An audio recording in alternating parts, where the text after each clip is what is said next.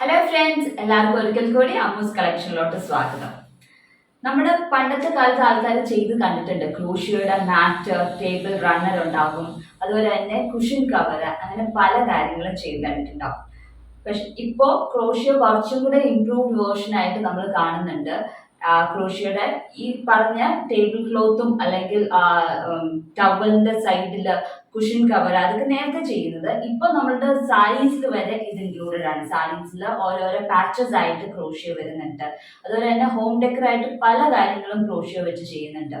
Crochet തയ്ക്കാൻ എന്ന് വെച്ചാൽ ആർക്ക് വേണമെങ്കിലും പെട്ടെന്ന് തയ്ക്കാൻ പഠിക്കുന്ന ഒരു സ്റ്റിച്ചിങ് മെത്തേഡാണ് ക്രോഷിയോ. ആകെ ചെയിൻ, നമ്മൾ ഹാൻഡ് എംബ്രോയിഡറി പറയുകയാണെങ്കിൽ നമ്മൾ ചെയിൻ സ്റ്റിച്ച് കൈകൊണ്ട് നീഡിൽ വെച്ച് തയ്ക്കുന്ന ആ സെയിം ഇത് ക്രോഷിയോ നീഡിൽ കൊണ്ടാണ് നമ്മൾ ചെയിൻ ഇടുന്നത്. ആ ഒരു ചെയിൻ മാത്രമേ ഉള്ളൂ ക്രോഷിയോ സ്റ്റിച്ച് ചെയ്യാൻ പഠിക്കേണ്ടേ ഉള്ളൂ. പിന്നെ അതിൽ ഇൻക്ലൂഡ് ചെയ്ത് പോകുന്നതാണ് ചെയിൻ വെച്ചിട്ടാണ് ബാക്കിയുള്ള എല്ലാ സ്റ്റിച്ചസും നമ്മൾ ചെയ്യുന്നത്.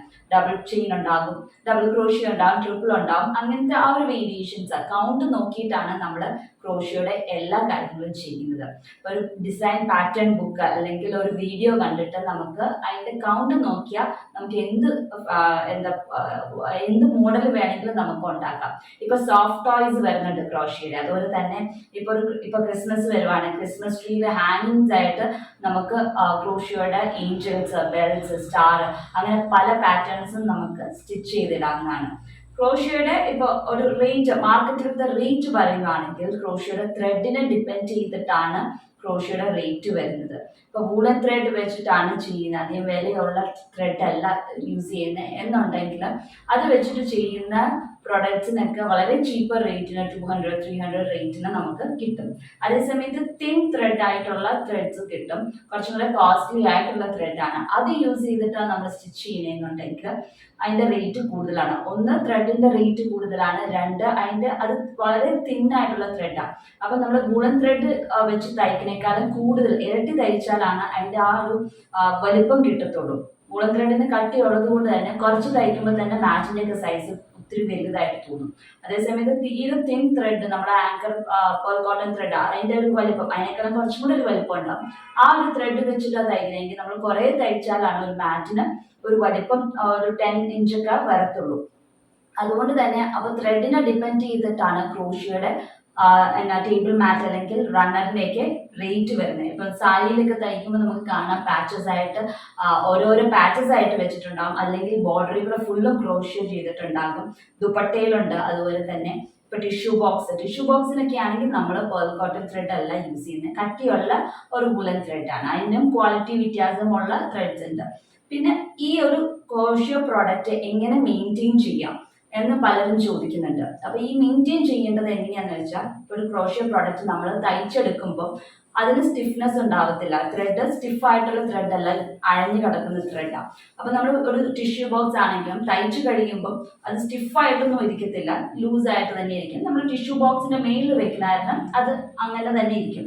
പിന്നെ അതൊന്ന് അഴുക്ക് പറ്റുമോ, എന്തെങ്കിലും പറ്റിയിട്ടുണ്ടെങ്കിൽ നമുക്കൊന്ന് വാഷ് ചെയ്യണമെന്ന് വെച്ചാൽ മൈൽഡായ സോപ്പ് വെള്ളത്തിൽ മൈൽഡായിട്ട് നമ്മൾ കൈ കൊണ്ടൊന്ന് റബ്ബ് ചെയ്ത് പയ്യെ ഒന്ന് ചെയ്തിട്ട് വാഷ് ചെയ്തെടുക്കാം. നമുക്ക് വാഷ് ചെയ്ത് കഴിയുമ്പോൾ സ്റ്റിഫായിട്ട് ഇരിക്കണം എന്നുണ്ടെങ്കിൽ, ഇപ്പം ഞാൻ ടിഷ്യൂ ബോക്സ് ഒരു എക്സാമ്പിൾ പറയുകയാണ്. ടിഷ്യൂ ബോക്സ് അതിന് പകരം ഇപ്പോൾ ഒരു കപ്പിന്റെ ഷേപ്പാണ് തയ്ക്കുന്നത്, അല്ലെങ്കിൽ വേറെ ഏതെങ്കിലും ഒരു ഷേപ്പാണ് തയ്ക്കുന്നതെന്നുണ്ടെങ്കിൽ അതിന്റെ മേലിൽ നമ്മൾ വാഷ് ചെയ്ത് കഴിഞ്ഞിട്ട് കോൺ സ്റ്റാർച്ച് മിക്സ് ചെയ്ത്, നമ്മളിപ്പം സ്റ്റാർച്ച് ചെയ്യത്തില്ല, ഡ്രസ്സിനൊക്കെ സ്റ്റാർച്ച് ചെയ്യില്ല, അതുപോലെ തന്നെ കോൺ കുറച്ച് വെള്ളത്തിൽ കലക്കിയിട്ട് അത് ഒന്ന് വേവിച്ചെടുക്കുക. സ്റ്റൗവിൽ വെച്ച് വേവിച്ചെടുത്തിട്ട് അതിൻ്റെ ആ കോൺ സ്റ്റാർച്ചിൽ ഈ ടിഷ്യൂ ബോക്സ് അല്ലെങ്കിൽ ഈ പറഞ്ഞ ഏത് ഷേപ്പിലാണ് നമ്മൾ തയ്ച്ചതെന്ന് വെച്ചപ്പോൾ ഒരു കപ്പിന്റെ ഷേപ്പിലാണ് തയ്ച്ചതെന്ന് വെച്ചാൽ ആ കപ്പിന്റെ ആ ക്രോഷിയോ പ്രൊഡക്റ്റ് നമ്മൾ ആ കോൺ സ്റ്റാർച്ചിൽ മുക്കിയെടുക്കുക.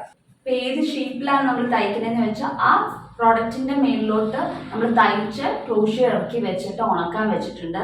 ഉണങ്ങി കഴിയുമ്പോൾ നല്ല സ്റ്റിഫായിട്ട് തന്നെ ഇരിക്കും, ലൂസായിട്ട് ഇരിക്കത്തില്ല.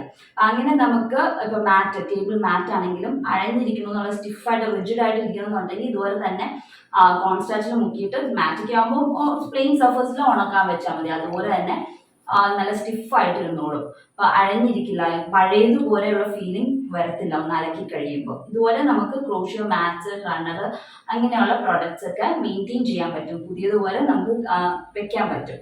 ഇത് ഒരു ട്രിക്കാണ് ഞാൻ ഇന്ന് പറഞ്ഞു തന്നിരിക്കാൻ. ഇന്നപ്പോൾ നമുക്ക് ക്രോഷ്യോയുടെ വോൾ ഹാങ്ങിങ് ആയിട്ടുള്ള ഒരു ഇത് കണ്ടു നോക്കാം. അപ്പോൾ അത് ഞാൻ ഡിസ്പ്ലേ ചെയ്ത് കാണിച്ചു തരാം. അപ്പോൾ ഇന്ന് നമ്മൾ കാണാൻ പോണത് ക്രോഷ്യോ വെച്ചിട്ട് എങ്ങനെയാണ് നമ്മുടെ വീടൊന്ന് ഡെക്കറേറ്റ് ചെയ്യുക, വീടിൻ്റെ വോൾ ഡെക്കറേറ്റ് ചെയ്യണം, വോൾ ഹാങ്ങിങ് ആയിട്ടുള്ള ക്രോഷ്യോ പ്രൊഡക്റ്റ് ആണ് കാണിക്കുന്നത്.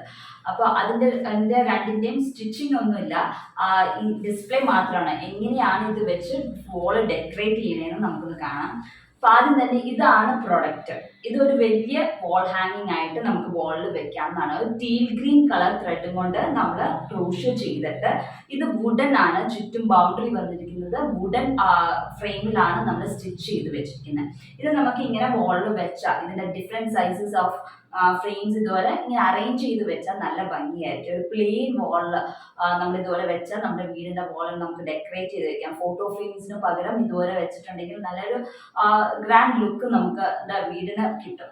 അതുപോലെ തന്നെ ഡിഫറെൻറ്റ് സൈസസ് ഉണ്ട്. അപ്പോൾ ഇത് ഒരു കുഞ്ഞ് സൈസാണ്. ഇതൊരു ഐവറി ഷെയ്ഡ് ത്രെഡ് യൂസ് ചെയ്തിട്ടാണ് നമ്മൾ ചെയ്തിരിക്കുന്നത്. രണ്ടിൻ്റെയും സ്റ്റിച്ചിങ് പാറ്റേൺസ് വ്യത്യാസമുണ്ട്.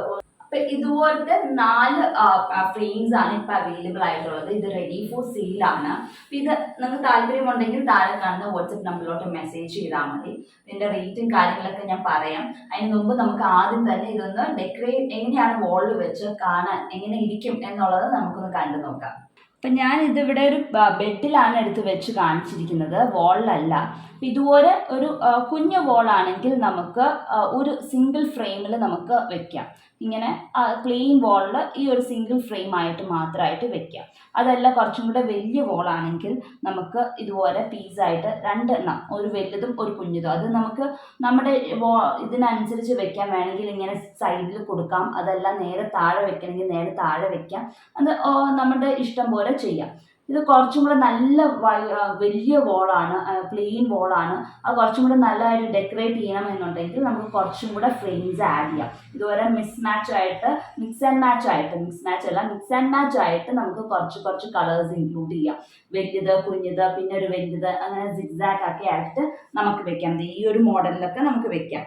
ഇതുപോലെ നമുക്ക് ഈ ഒരു ഫ്രെയിം ഡെക്കറേറ്റ് ചെയ്തിട്ട് പോട്ടിൻ്റെ സൈഡിലോ അല്ലെങ്കിൽ നമ്മുടെ ടീപ്പോയുടെയൊക്കെ സൈഡിൽ സെൻറ്ററിലൊക്കെ നമുക്ക് വി സ്റ്റാൻഡ് മേടിക്കാൻ കിട്ടും. ആ ഒരു സ്റ്റാൻഡിൽ വെച്ചിട്ടുണ്ടെങ്കിൽ, അല്ലെങ്കിൽ ഇതുപോലെ ഒന്ന് ചാരി വെച്ചാലും കാണാൻ നല്ല ഭംഗിയായിട്ടിരിക്കും. നമുക്ക് അങ്ങനെയും ഇത് ഡെക്കറേറ്റ് ചെയ്യാം. വോളിൽ തന്നെ വെക്കണം എന്നില്ല, ഇതുപോലെ സ്റ്റാൻഡിൽ വെക്കുകയോ അല്ലെങ്കിൽ പോട്ടിൻ്റെ സൈഡിലൊക്കെ വെച്ചാൽ കാണാൻ നല്ല ഭംഗിയായിരിക്കും. നമുക്ക് പർച്ചേസ് ചെയ്യണമെങ്കിൽ, ഈ ഒരു പ്രൊഡക്റ്റ് പർച്ചേസ് ചെയ്യണമെങ്കിൽ ഇൻഡിവിജ്വൽ ആയിട്ട് നമുക്ക് പർച്ചേസ് ചെയ്യാം. അതല്ല 4 എണ്ണം അല്ലെങ്കിൽ 3 എണ്ണം 2 എണ്ണം എങ്ങനെ വേണമെങ്കിലും ഈ ഒരു പ്രൊഡക്റ്റ് നമുക്ക് പർച്ചേസ് ചെയ്യാവുന്നതാണ്. അപ്പോൾ ഓരോ പ്രൊഡക്റ്റിനും ഒരേ റേറ്റ് ആണ്. ഇത് 800 റുപ്പീസാണ്, ഇത് 500 റുപ്പീസാണ്, ഇത് 700 റുപ്പീസും ഇത് 700 റുപ്പീസുമാണ്. അപ്പോൾ ഫ്രെയിമിൻ്റെ സൈസ് അനുസരിച്ച് ഓരോന്നിനും റേറ്റ്, അതിൻ്റെ സ്റ്റിച്ചിങ് റേറ്റും നോക്കിയിട്ടാണ് നമ്മൾ പറഞ്ഞിരിക്കുന്നത്. അപ്പോൾ ഓരോന്നിനും ഓരോരോ റേറ്റ് ആയിട്ടാണ് നമ്മൾ പറഞ്ഞിരിക്കുന്നത്. അപ്പോൾ ഇൻഡിവിജ്വലി അല്ലെങ്കിൽ കമ്പൈൻഡ് ആയിട്ടും നമുക്ക് മേടിക്കാവുന്നതാണ്. താഴെ കാണുന്ന വാട്സപ്പ് നമ്പറിൽ നിങ്ങൾക്ക് മെസ്സേജ് ചെയ്തേച്ചാൽ മതി. സ്ക്രീൻഷോട്ട് ചെയ്ത് ഏതാ വേണ്ടേ എന്ന് വെച്ചാൽ അത് പറഞ്ഞേച്ചാൽ മതി. അപ്പം എല്ലാവർക്കും ഇഷ്ടപ്പെട്ടു എന്ന് വിശ്വസിക്കുന്നു. ഇതുപോലത്തെ ഓരോരോ ഡെക്കറേറ്റീവ് ഐറ്റംസ് ആയിട്ട് നമുക്ക് വേറൊരു എപ്പിസോഡിൽ കാണാം. അതുവരേക്കും ബൈ.